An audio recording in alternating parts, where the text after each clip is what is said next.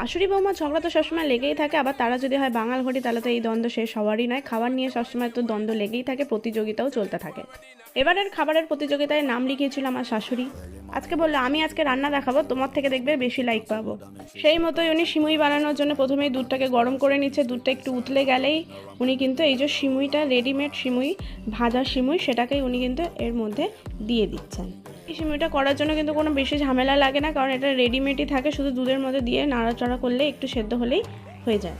শাশুড়ির মা তো এলাচ ফেলাচ দিতেও ভুলে গেছিলো, আমি বলাতে আবার তিনি সাজিয়ে গুছিয়ে বাড়িতে দিল, বললো তুমি একটু ঢেলে দাও। এখানে ছিল এলাচ, লবঙ্গ, দারচিনি আর তেজপাতা, আমিও ঢেলে দিলাম। এবার আসলো চিনির পালা, যেটা আমি পটপট পটপট করে ঢেলে দিলাম। এবার নাড়ো, নাড়তেই হবে, নেড়ে যেতেই হবে, নেড়ে যেতেই হবে, নাড়ো নাড়ো নাড়ো নাড়ো।